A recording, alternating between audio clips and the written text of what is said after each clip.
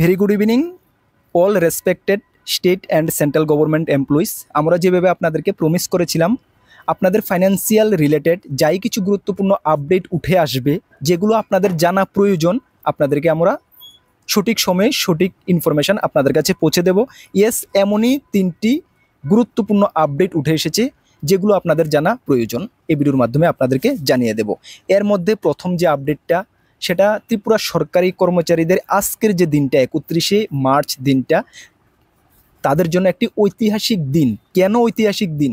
এই ঐতিহাসিক দিনে কি হয়েছিল এবং 22% ডিএ মিটিয়ে দেওয়ার জন্য জোরালো দাবি উঠেছে। এই যে জোরালো দাবি উঠেছে, সেটা কি আদৌ ত্রিপুরা সরকার কি রিপ্লাই এসেছে ত্রিপুরা সরকারের তরফ থেকে মিটিয়ে দেওয়া হবে কিনা? যদি এখন মিটিয়ে না দেওয়া হয়, কবে নাগাদ মিটিয়ে দেবে? এবং মিটিয়ে না দিলে ত্রিপুরা সরকারি কর্মচারীদের কি কি ফাইন্যান্সিয়াল লস হতে পারে, সব কিছু ডিটেলস তথ্য উঠে এসেছে এই ভিডিও মাধ্যমে আপনাদেরকে জানিয়ে দেব। এবং সেকেন্ড যেটা আপনাদেরকে জানিয়ে দেব সেটা হলো পেনশনার রিলেটেড। এই পে কমিশনের আন্ডারে নাকি পেনশনাররা আসবে না। দ্যাট মিন্স পেনশনাররা এই পে কমিশনের যে বেনিফিটগুলো সেগুলো পাবে না, সেটা নিয়ে একটি মেসেজ খুবই জোরালোভাবে উঠে এসেছে। আদৌ কি এটা রাইট? যদি না পায় তাদের কিন্তু বিরাট একটা ক্ষতি হয়ে যাবে। এটা কি আদৌ হবে? সব কিছু ডিটেলস এই ভিডিওর মাধ্যমে জানিয়ে দেব। আদৌ ফ্যাক্টটা কি? তারপরে 3 নাম্বার রয়েছে নতুন পেনশন পলিসি, যেটা ইউপিএস ইউনাইটেড পেনশন পলিসি, যেটা কেন্দ্রীয় সরকার অলরেডি গত 2024-এর অক্টোবর মাসে লাগু করে দিয়েছে, যেটা আগামীকাল 1 এপ্রিল 2025 থেকে লাগু হচ্ছে কেন্দ্রীয় সরকারি কর্মচারীদের, এই পেনশনারদের জন্য।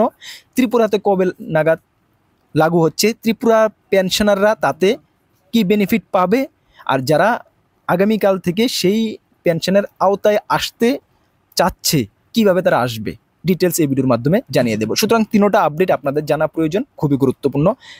একদম শর্ট ভিডিওর মাধ্যমে 3টা আপডেট আপনাদের সামনে আমি শেয়ার করে দিচ্ছি। তার আগে আপনাদেরকে বলে দিই, আপনারা যদি এই চ্যানেলে প্রথমবার এসে থাকেন অবশ্যই চ্যানেলটিকে সাবস্ক্রাইব করে পাশের অল অপশনাল বেলটিকে প্রেস করে রাখবেন। কেন করে রাখবেন? এই চ্যানেলের মাধ্যমে আমরা এমপ্লয়িজ, গভর্নমেন্ট, স্টেট এবং central government employee financial support বা ইম্পর্টেন্ট যাই কিছু আপডেট আসে সব কিছু সহজ সরল ভাষায় আপনাদের সামনে তুলে ধরি।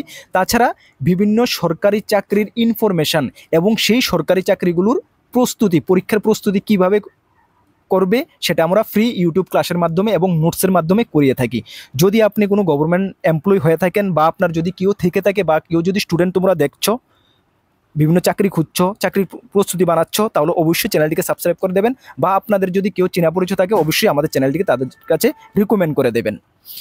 তাছাড়া বিভিন্ন এক্সামের আমাদের কাছে ফুল কোয়ালিটি মেনটেন নোটস রয়েছে। আপনাদেরকে এতটুকু আমি ইনফরমেশন করে দিই, লাস্ট 5 বছর ধরে আমরা ইউটিউবের মাধ্যমে আমরা পড়াচ্ছি এবং 5 বছরে বিভিন্ন ডিপার্টমেন্টে আমাদের স্টুডেন্ট কর্মরত, চাকরিতে কর্মরত অবস্থা রয়েছে। যদি আপনারা যাচাই করতে চান একটু যাচাই করে নেবেন যে কর্মবার্তা অনলাইন নোটস কেমন কমন পড়ে। আপকামিং কী কী এক্সামের নোটস আমাদের কাছে রয়েছে, যেমন জিআরবিডি 2, TPSC combine 3, Tripura forest, sub inspector of police, sub inspector of axis, railway group D, NTPC, SSC GD, SSC MTS. That means all এক্সামের, অল তো বলবো না, অলমোস্ট অল এক্সামের নোটস আমাদের কাছে রয়েছে। যদি নিয়ে পড়তে হয় আমাদের হোয়াটসঅ্যাপ নাম্বার রয়েছে ভিডিও ডিসক্রিপশনে, বা নোট করতে পারেন 9612998930। ভিডিও ডিসক্রিপশনে রয়েছে, এই নাম্বারে যোগাযোগ করে পিডিএফ ফরম্যাট নোট অ্যাভেলেবল রয়েছে, টেলিগ্রামের মাধ্যমে নিয়ে নেবেন। আবারও বলছি, যথেষ্ট আমরা কোয়ালিটি মেনটেন করেছি, ভালো রেসপন্স পাবেন। চলেন একটি একটি করে একদম শর্টভাবে আমরা 3টা পয়েন্ট আপনাদেরকে আমি বুঝিয়ে দিচ্ছি। আচ্ছা, আজকের কিছু রেপুটেড নিউজ পেপারে এই আর্টিকেলগুলো উঠে এসেছে। আমরা আজকের ফুরিয়াদ রেপুটেড নিউজ পেপার ত্রিপুরার, সেটার একটি পেজ আমরা উঠিয়ে এখানে আপনাদের সামনে তুলে ধরেছি। এখানে বলা হয়েছে শিক্ষক কর্মচারীদের কাছে আজও স্মরণীয় 31শে মার্চ। এই যে 31শে মার্চ, সেটা কেন স্মরণীয়? কোন 31 মার্চের কথা বলা হয়েছে? এখানে 1975 সালের 31শে মার্চের কথা বলা হয়েছিল। ওই দিনটিতে কি হয়েছিল? ইয়েস, আপনাদেরকে বলে দিই, 1975 সালে 31শে মার্চ 19শে মার্চ থেকে 31শে মার্চ, আপনারা আশা করি অনেকে জানেন, যারা জানেন না একটু জেনে নিন। ওই দিনটি ত্রিপুরা সরকারি কর্মচারীদের জন্য একটি ঐতিহাসিক দিন এবং ত্রিপুরা সরকারের জন্য একটি ঐতিহাসিক দিন। কেন?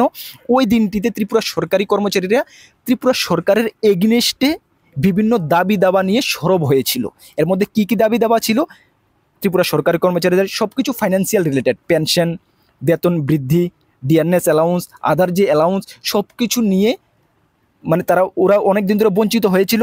সেই বঞ্চনার জেরে ওরা 19শে মার্চ 1975 থেকে 31শে মার্চ 1975 ত্রিপুরা সরকারের এগেইনস্টে দাবি দাবা করেছিল এবং এর ফলে পুলিশ তাদের উপরে ত্রিপুরা সরকার দ্বারা পুলিশ চার্জ মানে লাঠি চার্জ হয়েছিল, পুলিশ দ্বারা অনেক কর্মচারী মানে কি বলবো মানে শারীরিকভাবেও অনেক নিগৃহ হয়েছিল এবং অনেক সরকারি কর্মচারীর কিন্তু চাকরি থেকেও ওদেরকে বরখাস্ত করা হয়েছিল। একটা বিশাল মানে মাপের একটা মানে কি বিশাল বড় মাপের একটি আন্দোলন সংগঠিত হয়েছিল ত্রিপুরা সরকারের এগেইনস্টে তাদের দাবি দেওয়ার জন্য। ঠিক আছে, আজকে হয়েছে কি, আজকে 50 ইয়ার্স মানে 50 বছর পূর্তি হয়েছে আজকের ওই আন্দোলনের। আজকের ডেটে 31 মার্চ 50 বছর পূর্ণ হয়েছে।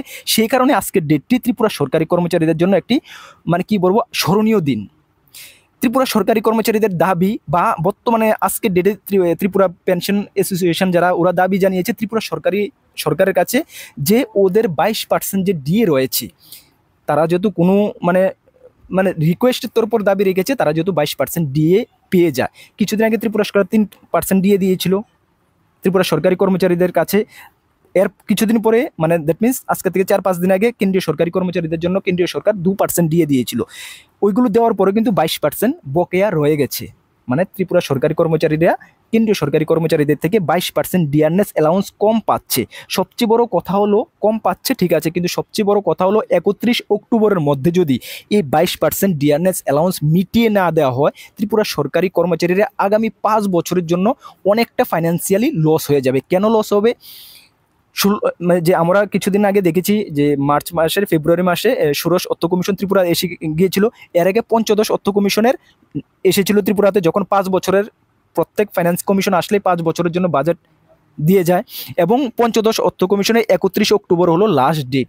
এর মধ্যে যদি ত্রিপুরা সরকারি কর্মচারীদের ডিএ বা অন্যান্য যে মানে ফাইন্যান্সিয়াল দিক থেকে যেগুলো পিছিয়ে রয়েছে ত্রিপুরা সরকারি কর্মচারীরা, ওইগুলো যদি মিটিয়ে না দেওয়া হয়, সেকেন্ড টাইমে যখন ষোড়শ অর্থ কমিশন থেকে বাজেট বরাদ্দ হবে ত্রিপুরা সরকারি কর্মচারীদের জন্য ত্রিপুরা সরকারি হাতে, তখন কিন্তু ওই বকেয়াগুলো ডিএর যে একটা অ্যামাউন্ট যা ডিএ দিলে যেতে বড় একটা অ্যামাউন্ট লাগে বা অন্যান্য যে মানে অ্যালাউন্সগুলোর জন্য যে একটা অ্যামাউন্ট সেগুলো কিন্তু পাবে না। তো যদি না পায় তাহলে ত্রিপুরা সরকার কোথায় থেকে দেবে?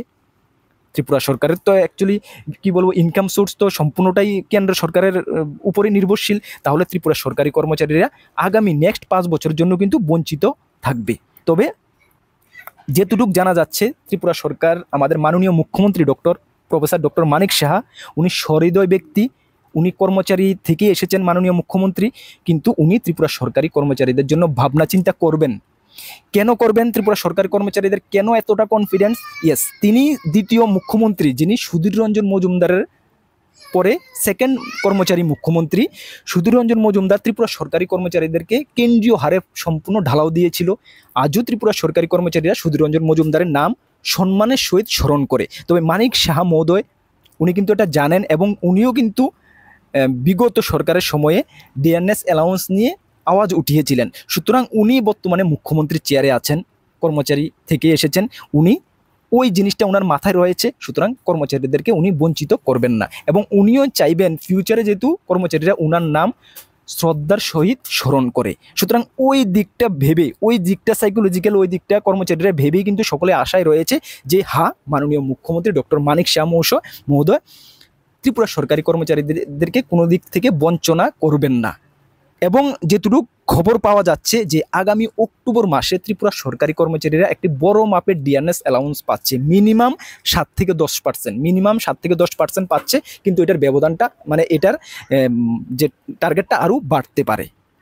তবে 31 অক্টোবরের মধ্যে ত্রিপুরা সরকারি কর্মচারীরা বড় কিছু পাচ্ছে। তবে যেটুকু জানা গেছে এর আগে কিন্তু ত্রিপুরা সরকারি কর্মচারীরা ফাইন্যান্সিয়ালি কিছু একটা ত্রিপুরা সরকার থেকে পাওয়া যাবে না এবং মাননীয় অর্থমন্ত্রীও বলেছেন যে ওই ব্যাপারে কিন্তু ভাবনা চিন্তা সরকার করবে এবং করছে। সুতরাং আমরা ধরে নিতে পারি যে এখন 3% দিয়ে ত্রিপুরা সরকারি কর্মচারীরা পেয়েছে। এই যে মাঝখানে 2-4 মাস, অক্টোবরের আগে 2-4 মাসে আর কিছু পাওয়া যাচ্ছে না, অক্টোবর মাসে আবার বড় একটা মাপের পাওয়ার সম্ভাবনা রয়েছে। তো এই অল দিক থেকে যদি দেখা যায় আজকের দিনটা এই কারণেই ত্রিপুরা সরকারি কর্মচারীদের জন্য একটি ঐতিহাসিক দিন। এ ছিল আমাদের কাছে প্রথম আপডেটটা। সেকেন্ড যে আপডেটটা ছিল সেটা বড় ধরনের আপডেট। পেনশনাররা কেন্দ্রীয় যে 8ম বেতন কমিশন হচ্ছে সেটাতে পেনশনাররা সেই 8ম বেতন কমিশনের আওতায় আসবে না। যদি না আসে তাদের বিশাল বড় একটা নোকসান হয়ে যাবে। এবং যদি কেন্দ্রীয় সরকারি কর্মচারী পেনশনাররা 8 পে কমিশনের আওতা না আসে, তাহলে ত্রিপুরা সরকারও ওইটাই ফলো করবে। যখন ত্রিপুরাতে 8 পে কমিশন লাগু হবে, যখনই লাগু হবে তখন ত্রিপুরা সরকাররাও এটাই ফলো করবে। সুতরাং ত্রিপুরা সরকারি পেনশনাররাও আওতায় আসবে না, তাহলে তো একটা বিরাট ক্ষতি হবে। এটা কেন? এটা একটি নোটিশের মূলে যে একটি এটা মেনশন রয়েছে একটি নোটিশে, যে যদি সরকার চায় পেনশনারদেরকে মানে যারা অ্যাক্টিভ এমপ্লয় রয়েছে তাদের সঙ্গে কোনো যখন কমিশন বা বেতন যখন বিবেচনা করা হবে তখন তাদেরকে মানে একটি পার্থক্য রাখা যেতে পারে, এমন একটি প্রবিধান বা এমন একটি নিয়ম রয়েছে। সেটাকেই সোশ্যাল মিডিয়া বা বিভিন্ন মাধ্যমে এটাকে ভাইরাল করানো হচ্ছে যে কেন্দ্রীয় অষ্টম বেতন কমিশনের আওতায় পেনশনাররা আসবে না, তাদেরকে একটি মানে মিনিমাম অ্যামাউন্ট ধরে দেওয়া হবে বা হুবহু 8 পে কমিশন দেওয়া হবে না। আদৌ এটা 3 days এগো 3 দিন আগে মাননীয় ফাইন্যান্স মিনিস্টার নির্মলা সীতারামনজি ক্লিয়ার করেছেন রাজ্যসভায় যে না, এমনটা হবে না। অষ্টম পে কমিশনের আওতায় সকল পেনশনাররা যারা 2016 সালের আগে পেনশনে গিয়েছে বা 2016 সালের পরে পেনশনে গিয়েছে সকলেই আওতায় আসবে। ইভেন যাদের স্পাউস রয়েছে অ্যাক্টিভ এমপ্লয় মানে অ্যাক্টিভ পেনশনাররা যারা তারা ডেথ হওয়ার পরে তাদের যে স্পাউস রয়েছে ওরাও কিন্তু সেম অষ্টম বেতন পে কমিশনের আন্ডারে যে রুলস দেওয়া হবে পেনশনারের জন্য তারাও কিন্তু সেম পেনশন পাবে। সুতরাং এটা ক্লিয়ার হয়ে গেছে যে মাননীয় অর্থমন্ত্রী নির্মলা সীতারামনজি এটা ক্লিয়ার করে দিয়েছেন যে পেনশনাররাও সেম অষ্টম বেতন পে কমিশনের আওতায় আসবে, কোনো চিন্তা করার কোনো প্রয়োজন নেই। এই নিউজ পাওয়ার পরে পেনশনাররাও একটি স্বস্তি পেয়েছে, যাহা পেনশনাররাও অষ্টম বেতন পে কমিশনের আওতায় আসবে। এটা আসাটাই স্বাভাবিক, যেহেতু পে স্ট্রাকচার মানে কমিশন বিবেচনা করা হচ্ছে। কেন কমিশন করা হয় 10 বছর পর পর? যে কোনো জিনিসপত্র বা অনেকটাই দেশ অনেকটা অ্যাডভান্স হয়ে যায়, এমপ্লয়ীদেরকেও অ্যাডভান্স করানোর প্রয়োজন, ওই কারণে বিবেচনা করে। তাহলে পেনশনাররা যদি না করে তাহলে পেনশনাররা কীভাবে চলবে? ঠিক না, এটা একটা মানে জাস্ট জেনারেল মানে চিন্তাধারা, ঠিক আছে না? তাহলে সুতরাং এখন ক্লিয়ার যে অষ্টম বেতন পে কমিশনের আন্ডারে এমপ্লয়িরা মানে পেনশনাররাও আসছে। ওকে, এটা ছিল আমাদের সেকেন্ড আপডেট। এটা নিয়ে অনেকে দুশ্চিন্তায় ছিল। আমাদের কাছে যে থার্ড আপডেটটা রয়েছে, আচ্ছা এটা ছিল আপনাদের সেকেন্ড আপডেট। হ্যাঁ,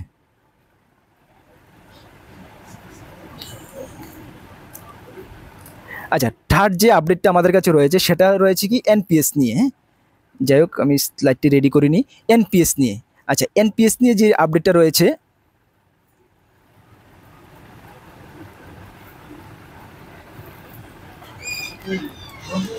আচ্ছা যাই হোক আমি আপনাদেরকে বলে দিই, স্লাইডটা আমি রেডি করিনি। এনপিএস নিয়ে যে আওতা রয়েছে আপনারা সকলেই জানেন যে 2024 সালের অক্টোবর মাসে কেন্দ্রীয় সরকার তাদের কর্মচারীদের জন্য বা পেনশনারদের জন্য ইউপিএস সিস্টেম চালু করেছিল, ইউনাইটেড পেনশন স্কিম, যেটা এনপিএস ছিল। 2004 সাল থেকে এনপিএস লাগু করেছিল এবং এটাকে কেন্দ্রীয় সরকার বলেছিল যে 2025 সালের 1 এপ্রিল থেকে, দ্যাট মিনস আগামীকালকে থেকে, যারা আপনি আজকের এই ভিডিও দেখছেন আগামীকাল থেকে মানে 1 এপ্রিল থেকে এনপিএসের আওতায় যে পেনশনাররা রয়েছে তারা ইউপিএসের আওতায় আসতে পারবে। ঠিক আছে, এটার জন্য আমি একটা সুন্দর স্লাইড মানে সব কিছু ডকুমেন্ট এনে আমি স্লাইড রেডি করার ভাবছিলাম, যাই করিনি।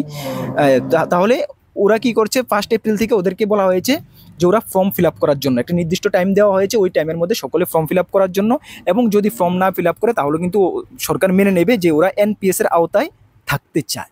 তো সুতরাং সকলেই ইউপিএস, যেহেতু ইউনাইটেড পেনশন স্কিম সরকার এত বড় একটা অপরচুনিটি দিয়েছে, ওল্ড পেনশন স্কিম আর UPS united pension scheme almost similar, কিছু ডিফারেন্স রয়েছে যেটা নিয়ে আমরা একটা ডিটেলস ভিডিও বানিয়েছিলাম যে এনপিএস কি, ইউপিএস কি, ওপিএস কি। আপনারা যারা ভিডিওটি দেখেননি আমাদের চ্যানেলে রয়েছে বা আমি ভিডিও ডিসক্রিপশনে লিঙ্ক দিয়ে দেবো, যদি যারা না দেখে দেখেন, আশা করি সকলে দেখে নিয়েছেন, ওটা আপনারা ফলো করতে পারেন। তাহলে আপনারা যদি ইউপিএসে কনভার্ট হতে চান, মনে রাখবেন ইউপিএসে যদি আপনারা কনভার্ট হতে চান একবারই আপনাদেরকে চান্স দেওয়া হবে।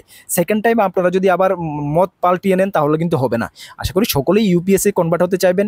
যারা হতে চাইবেন আপনারা কিন্তু একটি ফর্ম রয়েছে বা এসওপি রয়েছে 75 পাতার এবং ফর্ম রয়েছে সর্বমোট 60টি ক্যাটাগরির ফর্ম রয়েছে। ঠিক আছে, ওই 60টি ক্যাটাগরির ফর্মে আপনারা যেটার জন্য এলিজিবল আপনারা দেখে নেবেন। অলমোস্ট সকলেই এটার জন্য এলিজিবল, যারা স্পাউস থেকে অ্যাক্টিভ পেনশনার থেকে শুরু করে অ্যাক্টিভ যারা জব রয়েছে বা 1 এপ্রিল থেকে যারা জবে জয়েন করবে, সকলের জন্য আলাদা আলাদা করে ফর্ম রয়েছে, আলাদা আলাদা করে অপশন রয়েছে। এটা আপনারা ডিটেলস একটু দেখে নেবেন, দেখে নিয়ে আপনারা ফর্মটা ফিল আপ করে নেবেন, বা আপনারা যেই পেনশন অফিস রয়েছে সেখানে যোগাযোগ করবেন, বা কনসার্ন যে আপনার যে ডিপার্টমেন্ট রয়েছে সেই ডিপার্টমেন্টে যোগাযোগ করে 1 এপ্রিল থেকে ফর্ম শুরু হচ্ছে, আপনারা অবশ্যই ফর্মটি ফিল আপ করে নেবেন। এই ভিডিওর মাধ্যমে আপনাদেরকে এটাই আমি জানিয়ে দেওয়ার ছিল যে কালকে থেকে ফর্মটি শুরু হচ্ছে ফিল আপ, আপনারা অবশ্যই ফর্ম ফিল আপ করে নেবেন। এটার জন্য আমি সুন্দর একটা স্লাইড রেডি মানে ভেবেছিলাম, বাট মিস হয়ে গেছে কেন জানি, বলতে পারেন। আচ্ছা যাক, সরি। তাহলে এই ভিডিওর মাধ্যমে এতটুকু আপনাদের মানে ইনফরমেশন দেওয়ার ছিল। আর এতটুকু মনে রাখবেন যে আমরা কর্মকর্তা অনলাইন যখনই গুরুত্বপূর্ণ কোনো আপডেট আসবে আপনাদের জন্য অবশ্যই আপনাদের কাছে পৌঁছে দেবো। নতুন দর্শক হয়ে থাকলে অবশ্যই চ্যানেলটিকে সাবস্ক্রাইব করে পাশের অল অপশনাল বেলটিকে প্রেস করে রাখবেন। এবং আপকামিং যদি কোনো এক্সাম আপনাদের কেউ থাকে যে এক্সামের পরীক্ষা দিচ্ছে, অবশ্যই আমাদের চ্যানেলটিকে ওদেরকে রিকমেন্ড করতে পারেন, বা আমাদের সম্বন্ধে আপনারা প্রথমে খোঁজখবর নিয়ে তারপরে রিকমেন্ড করতে পারেন। আবারও বলছি, নেক্সট কোনো গুরুত্বপূর্ণ আপডেটে আপনাদের সঙ্গে দেখা হবে। আর এই গুরুত্বপূর্ণ ভিডিওটি আপনাদের কোলিগস বা ফ্রেন্ড সার্কেলের মাধ্যমে অবশ্যই শেয়ার করে তাদেরকে জানিয়ে দেবেন। সকলকে বেস্ট অফ লাক, জয় হিন্দ, বন্দে মাতরম।